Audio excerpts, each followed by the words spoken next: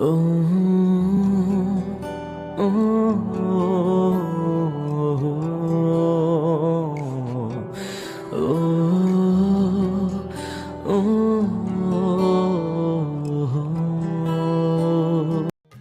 আসেন, পরিচিত হয়নি। আমি বরাবরের মতো আছি আকাশ আহমেদ নীল। বাবা মায়ের দুই মাত্র সন্তান। আমি বড় এবং ছোট একটা বোন আছে, এবার ক্লাস 9-এ পড়ছে। বজ্জাতের কারখানা। আর আমি যে ভালো সেটা বলছি না, তার থেকে 2 পা বাড়িয়ে। বাবা একজন ব্যবসায়ী, আমার একজন ফিয়ান্সি ছিল। কিন্তু আপুর যখন ব্যবসায়ী লস হতে শুরু করলো, এক একে সব কিছু শেষ হতে শুরু করলো, তখন সম্পর্ক নষ্ট করে দেই, বিয়েটা ভেঙে দেই। মেয়েটাকে ভালোবাসতাম। আমাদের আর্থিক অবস্থা দেখে কাছের লোকজন একে একে সবাই দূরে সরে গেল। ওরা সব সুসময় বন্ধু ছিল বা আত্মীয় স্বজন ছিল। রূপসা, আব্বুর বিজনেস পার্টনারের মেয়ে, মানে আমার ফিয়ন্সে।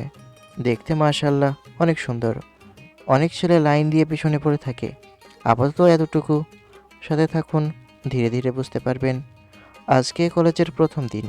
বন্ধুদের সাথে একসাথে কলেজে এলাম। প্রথম দিন বলতে এখনও সেভাবে ক্লাস শুরু হয়নি, তবে ফেয়ারওয়েল শেষ করে ক্লাস শুরু হবে। সামনে এসে রূপসা দাঁড়িয়েছে। আমি কল্পনাও করিনি তুমি এখানে ভর্তি হবা। তোমাদের মতো ভিখারিকে এই কলেজে দেখতে পাওয়া ভূত দেখতে পাওয়ার মতো। এখানে পড়াশোনা করার যোগ্যতা আছে? কিছু বললাম না। পাশ কাটিয়ে আসতে যাব, তখন হাত ধরে নিল। প্রবলেমটা কোথায়? আহা, এমন ভাবে মুখ লুকিয়ে পালাচ্ছ কেন? সিন ক্রিয়েট করাতে বাধ্য করবে না। তোমার মতো লোভীরা যদি এই কলেজে ভর্তি হতে পারে, তাহলে আমরা কেন ভর্তি হতে পারবো না? তোমার আমলনামা বলতে শুরু করলে তোমার ইজ্জত মাটির সাথে মিশে যাবে। মুখ বন্ধ রাখলেই তোমার জন্য ভালো হবে। তুই কি আমাকে ব্ল্যাকমেল করছিস? এতজনের সামনে লজ্জিত হতে না চাইলে আমার হাত ছেড়ে দাও। হাত ছেড়ে দিতেই সামনে এগিয়ে যেতে যাব, আবারও কারোর সাথে ধাক্কা। মেয়েটা পড়ে যেতে গেলে ফিল্মি স্টাইলে ধরে নিলাম। ধরে মেয়েটার চোখের দিকে তাকিয়ে আছি, মেয়েটাও আমার দিকে তাকিয়ে আছে। আপনি কি আমাকে ছাড়বেন না এমনভাবেই ধরে রাখবেন? মেয়েটার কথা শুনে ছেড়ে দিতেই নিচে পড়ে গেল। আর ও মা গো, মাজা বুঝি ভেঙে গেল। ছেড়ে দিতে বলেছি বলে কি এমনভাবে ছাড়বেন? হাত বাড়িয়ে দিতেই হাত ধরে উঠে গেল। কোমরে কি তেল মালিশ করে দিতে হবে? না মানে আমার জন্য ব্যথা পেলেন, তাই ভাবছিলাম কি আমি না হয় মাসাজ করে দিই। ব্যাটা লুচ্চা! আচ্ছা বলেন, কেমন আছেন? আপনি কি এখানেই ভর্তি হয়েছেন?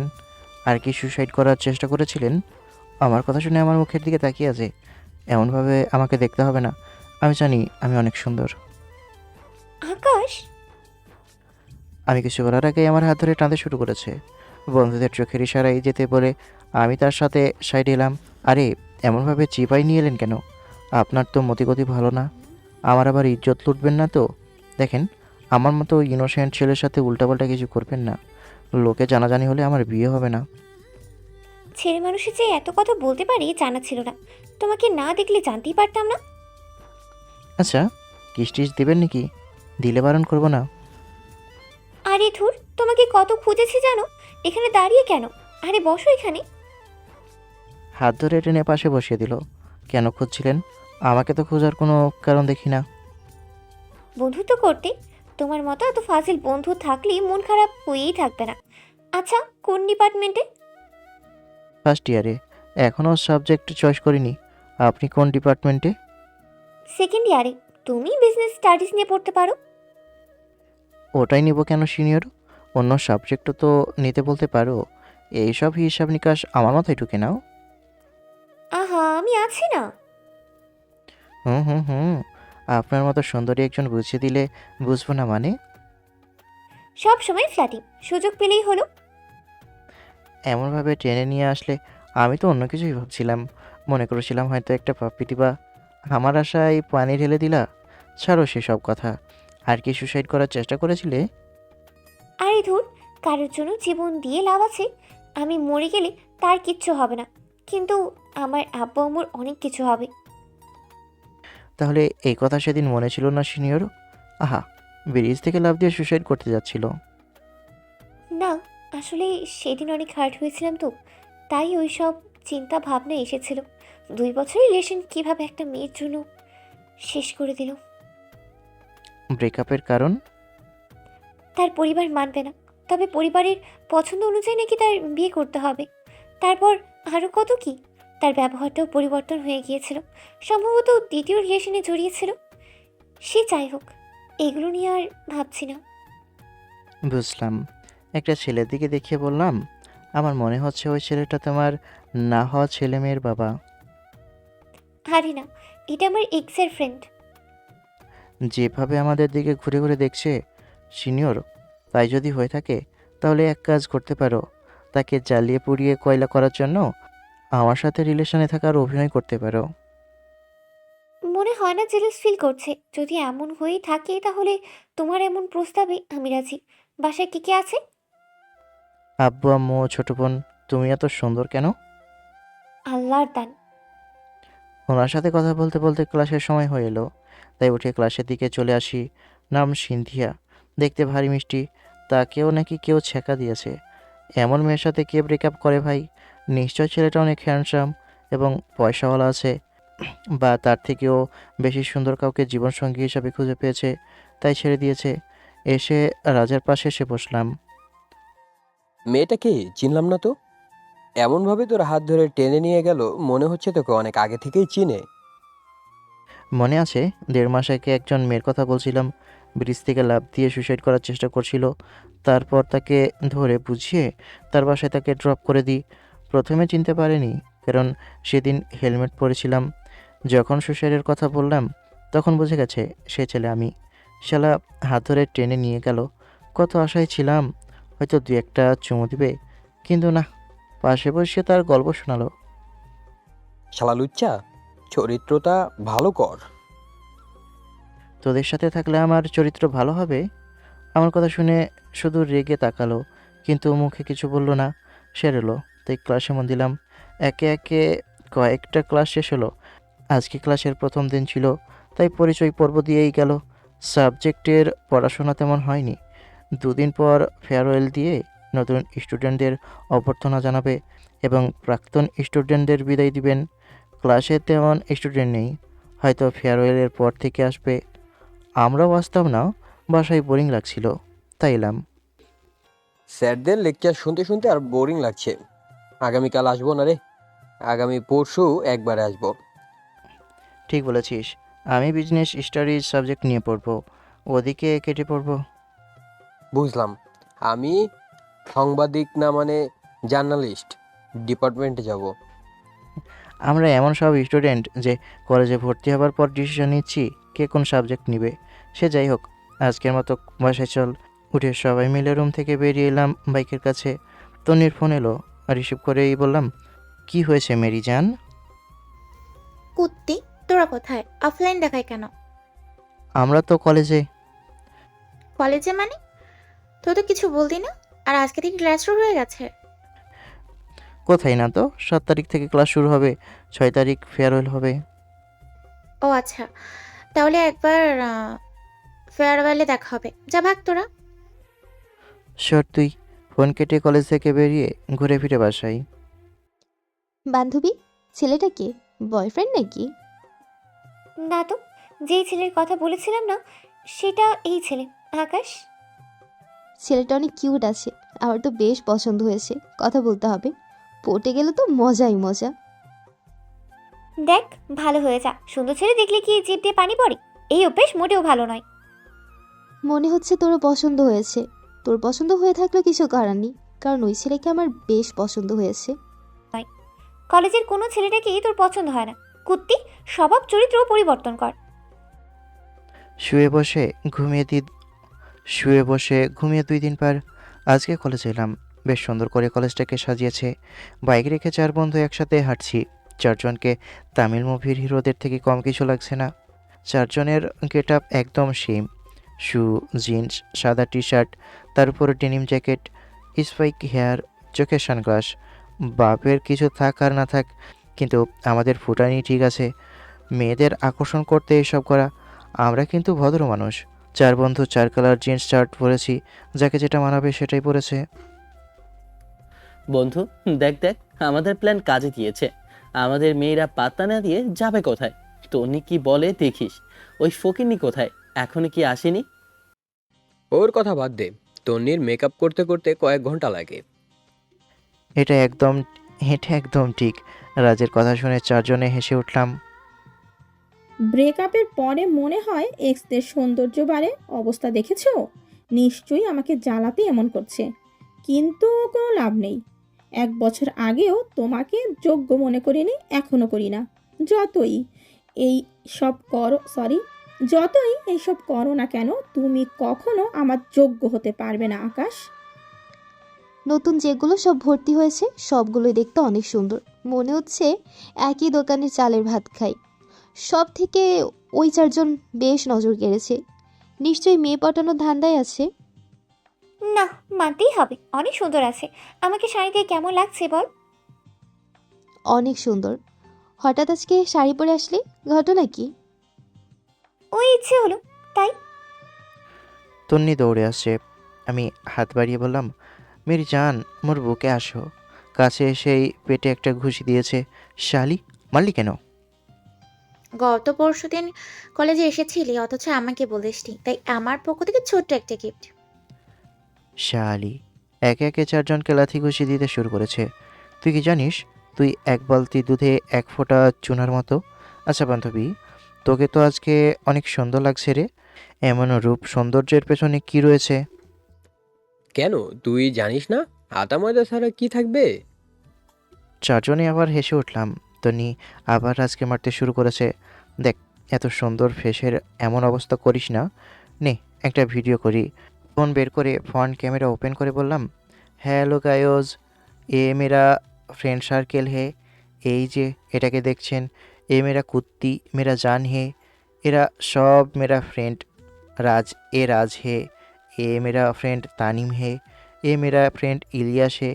এরা সব কুত্তা হে। চারজনে মিলে পিঠের উপর ধাম ধাম করে বসিয়ে দিল। আবে, মারছিস কি জন্য? শালা কুত্তা, এর মার্ক কম হয়ে গেছে। দূর হ। আবার উপরে ফোন তুলে বললাম, আমার ব্লগ চ্যানেলে আপনাদের স্বাগতম। আমি আজকে র্যান্ডম পার্সনকে প্রশ্ন করব। তো মিস তন্নি, আমি আপনাকে কিছু প্রশ্ন করব, আপনি কি সেগুলোর উত্তর দিবেন? কুত্তা। আচ্ছা বলুন, আপনি কি আমার প্রশ্নের উত্তর দিবেন? আপনি আমার প্রশ্নের উত্তর দিতে পারলে আমার পক্ষ থেকে আপনাকে 1 টাকার চকলেট উপহার দেওয়া হবে। আপনি কি আমার প্রশ্নের উত্তর দিবেন? বল। আমার প্রশ্ন হলো, আপনি কি হেগে খান না খেয়ে হাগেন? আমার এমন প্রশ্ন শুনে কি উত্তর দিবে বুঝতে পারছে না। সবাই মিলে হাসতে শুরু করেছে। বেচারা এমন চিপায় পড়েছে যে যেদিকে যাবে সেদিকেই সমস্যা। কোনো উত্তর না দিয়ে আমাকে মারতে শুরু করেছে। কুত্তা, তুই তুই গুখা বেশি করে খা, খচ্চর। মুখ দিয়ে ভালো কথা বের হয় না। শোন, তোর কাছে এখন পর্যন্ত যত মাইর খেয়েছি, বাবা মায়ের কাছ থেকে এত মাইর খাইনি। বান্ধবী শোন না, একটা প্রেম করিয়ে দে না। আমার দেখা দেখি তিনজনে আমার মতো শুরু করেছে। ভেবেছিলাম এদের টিমের একজন শয়তান, কিন্তু না, পুরো টিমই শয়তান। আরে সিনিয়র, কি যে বলেন, আমি কখন শয়তানি করলাম? তবে আপনি অনুমতি দিলে আপনার সাথে শয়তানি করতে পারি। মেয়ে দেখলে মুখ দিয়ে পানি পড়তে শুরু করে তোদের। দেখ, চরিত্র ভালো কর। মিস, আপনাকে চিনলাম না। আমাকে চিনবেন না? আরে, এই সেই মাথা মোটা যে কিনা একটা ছেলের জন্য সুসাইড করতে যাচ্ছিল। আমার কথা শুনে আমার দিকে রেগে তাকালো। এমনভাবে চোখ দেখানোর কি আছে? আর এমনভাবে চোখ দেখিয়েও লাভ নেই। চোখ এতটাও সুন্দর না যে প্রেমে পড়ে যাবো চোখের। আচ্ছা, আপনিই সেই মেয়ে। শুনেন আপু, আপনার নামে এত মিথ্যে বলছে বলার মতো না। আপনি নাকি সুন্দর না, পেত্নের মতো, তারপর আরো কত কিছু যে বানিয়ে বানিয়ে বলেছে, কি বলবো আপু। তন্নি আর কিছু বলার আগেই মুখ চেপে দাঁত কেলিয়ে বললাম, না আসলে আপু তেমন কিছু না। সিনথিয়া আপু এসেই কান টেনে ধরে বলল, ছেড়ে দাও ওকে। আর বোন, তুমি বলো আমার সম্পর্কে কি কি বলেছে। সেই রকম কথা হলে আজকে এর একটা একটা করেই হাড় ভাঙবো। আরে মেরি জান, কি জন্য আমার ক্রাশকে মারবি? যদি তার শরীরে হাত দিস তাহলে তোর সাথে আজকে বিশাল ফাটাফাটি হবে। বিধি তুমি বলে দাও আমি কার। একটা মনের কয়েকজন দাবিদার, চারদিকে রঙ্গমঞ্চ। আরে তুমি আমার কান ছাড়ো না। এমনভাবে আমার কান আমার বাপেও ধরে না। হাত ধরে ছাড়িয়ে বললাম, আহ, আপনার হাত তো অনেক সফট।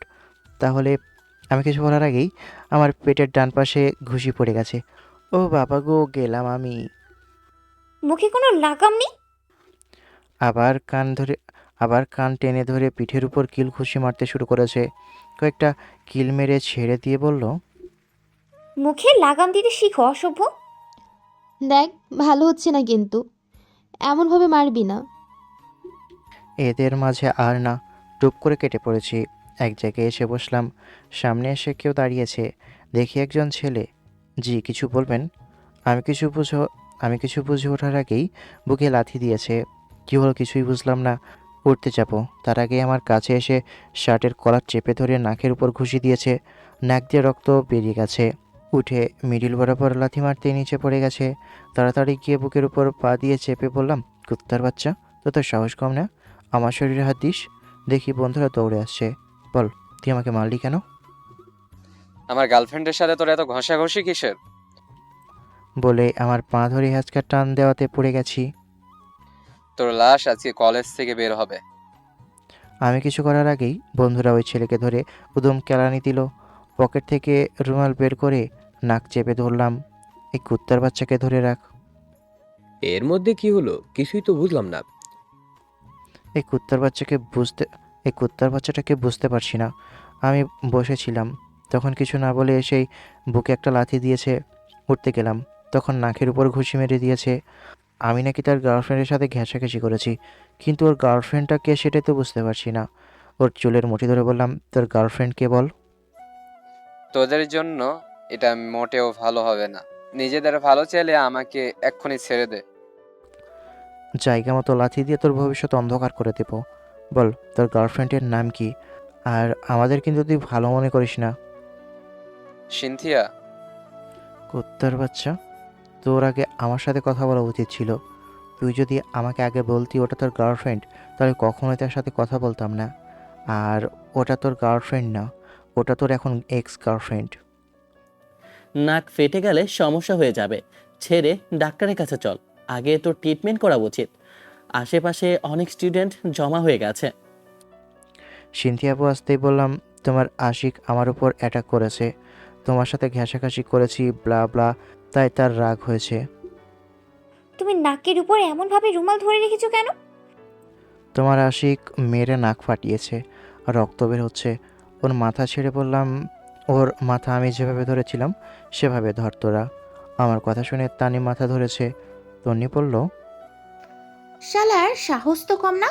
দাঁড়া, পুলিশকে ফোন দিচ্ছি। ওর তো আজকে জেলের ভাত খাইয়েই তবে ছাড়বো। সিনথিয়াপুর কাছে এসে সবে কিছু বুঝে ওঠার আগেই ওর ঠোঁটের উপর ওই ছেলের সামনে কিস দিয়েছি। আমি এমন কিছু করব কেউ এক্সপেক্ট করেনি। সিনথিয়া আপু তো থ হয়ে দাঁড়িয়ে আছে, মনে হচ্ছে 1000 ভোল্টের শক খেয়েছে। কুত্তাটাকে ছেড়ে দে, ওর কষ্ট বুঝতে পারছি। আমার কথা শুনে তিনজনে ছেড়ে দিতেই একটা লাথি মেরে বললাম, তোর আগে আমার সাথে কথা বলা উচিত ছিল। এই লাথিটা ছিল হঠাৎ অ্যাটাক করার জন্য। ধর, একে আমার সাথে নিয়ে আয়। ছেলেটাকে তিনজনে ধরে উঠিয়ে নিয়েছে। তোমরা কি করতে চাইছো? দেখো, সামান্য ভুলের জন্য এমন কিছু করিও না। কিছু বললাম না। ধরে চারজন কলেজ থেকে বেরিয়ে ফার্মেসিতে এলাম। এসে বললাম, ধোলাই খেয়েছে, মেডিসিন দেন। আমার নাক থেকে রক্ত পড়ছে, এটার ব্যবস্থা করেন। বাপরে, আমি তো অনেক ভয় পেয়েছিলাম। এমনভাবে ধরে নিয়ে আসছিল, আমি তো কি না কি ভেবে নিয়েছিলাম। আর আমাকে কিস করার শাস্তি তোমার জন্য অপেক্ষা করছে। আমি অনেক ভয় পেয়ে গিয়েছিলাম। আর শালার সাহস কত দেখেছিস? সবার সামনে কিভাবে কিস দিল। যাদের সাথে মারামারি করে তাদেরকে এমনভাবে ভার্সিটিতে নিয়ে এসে চারজন মিলে সব খরচ দেয়। আরে সিনিয়র, ওটা তো রাগের মাথায়। ছোট ভাই ভেবে ক্ষমা করে দাও না। সরি। এই ভুলের কোনো ক্ষমা নেই, পরে মারলে হবে না। ওখানেই ধরে পিঠের উপর কিলঘুষি মারতে শুরু করেছে। আর গালের উপর গালের উপর কয়েকটা থাপ্পড় বসিয়ে দিয়েছে। আজকে আমার অবস্থা খারাপ। বন্ধু, মনে হচ্ছে আমি বাঁচব না রে। আমার কেমন কেমন লাগছে, বুকের ভিতর কেমন করছে। মাথা কেমন চক্কর দিচ্ছে। নাটক কম কর কুত্তা। এর মাইক তোর জন্য কম হয়ে গেছে। স্বভাব চরিত্র পরিবর্তন কর, না হলে দেখবি অনেক বড় বিপদে পড়বি। সত্যি আমার কেমন লাগছে রে, ওখানে মাথা ঘুরে পড়ে গেলাম। নাটক দেখতে পারলে হলো, নাটক না করে ওঠ। আরে মনে হচ্ছে না নাটক করছে, সত্যি সত্যি মনে হচ্ছে জ্ঞান হারিয়েছে। আকাশ, এই আকাশ, কুত্তি, তোর মায়ের কারণে এমন হলো, পরে বললে কি হতো? পানির বোতল থাকলে তাড়াতাড়ি দেন, ওর চোখে মুখে পানি দিই। পানির বোতল নিয়ে মুখে দিতেই জ্ঞান ফিরে। আমি কি বেঁচে আছি? কেউ চিমটি দিতেই চিল্লাতে শুরু করেছি, চলে গেল রে, চলে গেল। বেঁচেই আছিস? চিন্তা করিস না, শয়তান কখনো এত রাত্রি মরে না। সে যাই হোক, হঠাৎ কি হলো বুঝলাম না। এত মায়ের খাওয়ার কারণ তো এমন হওয়ার কথা না। শর্ত তোরা, আপনি একটু দেখেন আর মেডিসিন দেন। ডাক্তার একটু দেখে মেডিসিন দিল, ওখানেই খেয়ে নিলাম, বিল দিয়ে চলে এলাম। চুপচাপ কলেজের ভিতর এলাম। ওরা সব নিজেদের মধ্যে কথা বলছে। মাথার পেইন আবার কি কারণে বাড়লো বুঝলাম না। মাথায় তো কোনো আঘাত লাগেনি। কি হয়েছে? কিছু তো বলতি না। আমিও জানি না আমিও জানি না কি এমন হয়েছে। আমি অশ্রম থেকে আসছি, হেঁটে অশ্রমের দিকে চলে এলাম। এসে ঠিকঠাক হয়ে মুখ হাত ধুয়ে বেরিয়ে আসতেই দেখি সিনথিয়া আপু দাঁড়িয়ে আছে। ওনার অবস্থা দেখে মনে হচ্ছে কান্না করে দিবে। দেখো সিনিয়র, তোমাকেও ভাবে কিস দেওয়া উচিত হয়নি। সরি, আমি বুঝতে পারিনি এমন কিছু হবে। ইটস ওকে, ওইটুকু মাইর খাওয়াই যায়, ওইটুকু আমার প্রাপ্য ছিল। তবে কিস করতে মজাই লেগেছে। কুত্তা, আর সত্যি আমাকে ক্ষমা করে দিয়েছো? হুম। আর তুমি কি আমাকে ক্ষমা করেছো? হুম। আগামীকাল আমার বাসায় একটা অনুষ্ঠান আছে, তুমি কি আসবা? সত্যি অনুষ্ঠান আছে না বাসা ফাঁকা? আমাকে ফাঁসাতে রাখছো? হুম হুম হুম। আর ফাঁকা থাকলেও আমার কোনো আপত্তি নেই। আমার কথা শুনে আমাকে মারতে এসেও দাঁড়িয়ে গেছে। একেই বলে স্বভাব চায় না মলে, কয়লা চায় না ধুলে। স্বভাব চরিত্র কখনো পরিবর্তন হবে না। স্বভাব চরিত্র পরিবর্তন করে কি হবে বলো? আমি যেখানে সুখ পাই সেখানে ছুটে যাই। আমি এসব বলে হ্যাপি থাকলে বলতে সমস্যা কি? হ্যাঁ, মাঝে মধ্যে অনেক বেশি বেশি বলে ফেলি। ভুল বুঝতে পারলে ক্ষমাও চেয়ে নিই। মনে অনেক ব্যথা। কোথায় না তো। মানুষের মনে ব্যথা থাকলে কি এমন শয়তানি করে? তুমি কিন্তু বললে না যাবা কি না। ওকে, অনুষ্ঠান শুরু হয়েছে, চলো প্যান্ডেলে যাই। হাঁটতে হাঁটতে কথা বলতে বলতে চলে এলাম। বন্ধুদের কাছে এসে বসলাম। অনুষ্ঠান শেষ হতে হতে বিকেল 4টা বেজে গেছে। নাচ গান, নাটক, কৌতুক এইসবের মধ্য দিয়ে অনুষ্ঠান শেষ হয়েছে। আর আমাদের বরণ করলো। সিনিয়র ভাই এবং আপুদের বিদায় দিলেন। তুই ওভাবে মেরে কাজটা ঠিক করিসনি। বেচারা এমনি মাইর খেয়ে ঘায়েল হয়েছিল, আর তুই এমনভাবে মারলি যে জ্ঞান হারিয়ে পড়ে গেল। আমার অনেক খিদে পেয়েছে, তাড়াতাড়ি বাসায় যেতে হবে। তোর মাথায় কি আবার প্রবলেম দেখা দিয়েছে? মেডিসিন নিসনি? খাই, তবে মাঝে মধ্যে মাঝে মধ্যে। এখন তো তোর প্রবলেমটা নেই, তাহলে মাথা ব্যথা কেন হবে? যখন প্রবলেমটা, সমস্যাটা, প্যারাটা তোর কাঁধে ভর করেছিল, তখন ছিল মাথা ব্যথা। তাহলে এখন কোথায়? মাঝে মধ্যে ব্যথা করে। তোর বাসা কাছে, তুই তাড়াতাড়ি যেতে পারবি। আমার বাসা অনেক দূরে, সময় লাগবে। এই তোরা থাক, আমি যাই। রাজ, তুই আমাকে আমার বাসার সামনে ড্রপ করে দে। আর তোদের দুজনের বাসা এক জায়গায়, তোরা এক বাইকে যা। সব কোটিপতির বলা। হ কলেজ থেকে বেরিয়ে কলেজ থেকে বেরিয়ে আসতেই দেখি সিনথিয়া আপু রিক্সার জন্য দাঁড়িয়ে আছে। ক্রস করতে যাব, তখন ডাক দিয়ে বলল, আমি কি জানতাম নাকি অনেক খিদে পেয়েছে, বাসায় গিয়ে খেতে হবে। আকাশ, দাঁড়াও দাঁড়াও, আমাকে আমার বাসার সামনে ড্রপ করে দাও না, অনেক খিদে পেয়েছে। হোটেল আছে, রেস্টুরেন্ট আছে, তাহলে খিদে পাবে কেন? খুব বেশি বাইরের খাবার খাই না, ফাস্ট ফুড ওইটা আলাদা বিষয়। আরে একটা অটো নিলেই তো হয়, অথবা রিক্সা। আমি উল্টো দিকে যেতে পারবো না। ওই যে তোমার এক্স বয়ফ্রেন্ড আসছে, তাকেই বলো। কোনো রিপ্লাই না দিয়ে বাইকের পিছনে উঠে বসেছে। কি মুসিবত, বাইক স্টার্ট দিয়ে চালাতে শুরু করেছি। আমার জন্য তোমাকে অনেকটা প্রবলেম পড়তে হয়েছে, তার জন্য সরি।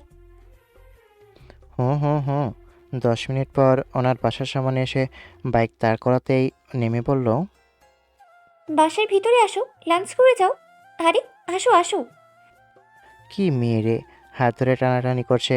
আরে আগামীকাল আসবো, এখন আজকে না। না এক্ষুনি আসো। মনে মনে বললাম, এ মেয়ে তো দেখি আসতে একটা ঝামেলা। আরে বললাম তো আগামীকাল আসবো, আজকে যাই। আজকে আসো, লাঞ্চ করে তারপর যাও। আসো আসো। ওনার জোরাজোরিতে বাইক থেকে নেমে ওনার সাথে এলাম। কলিং বেল দিতে একজন ভদ্র মহিলা দরজা খুলে দিল। আসসালামু আলাইকুম। ওয়ালাইকুম আসসালাম।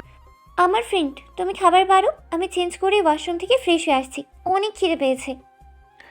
সিনথিয়া বাসার ভিতরে চলে গেল। আন্টি, আমি গেলাম, বলবেন চলে গেছে। জোর করে ধরে বেঁধে নিয়ে এলো। আরে আসো আসো, তোমাকে যখন বাসায় নিয়ে এসেছে তখন অবশ্যই স্পেশাল কেউ হবা। আন্টির কথা শুনে বললাম, না না আন্টি, মোটেও সেরকম না।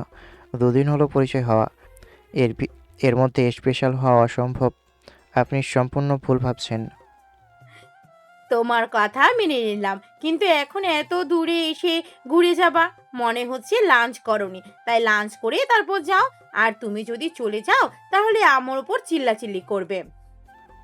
অগত্যা, দেখুন আন্টি, আপনি ডাকলেন তাইলাম। আবার মনে মনে বললেন না যে ছেলেটা কত ছেঁচড়া, একবার ডাকাতেই চলে এলো। আমি কিন্তু মোটেও ওই রকম না, আসলে সিনিয়রদের কথাকে রেসপেক্ট করি, তাইলাম। আমি বুঝে গেছি। যাও, হাত মুখ ধুয়ে আসো, ওখানে ওয়াশরুম। আর তুমি যে অনেক বড় ফাজিল, কথা শুনে বুঝতে পারছি।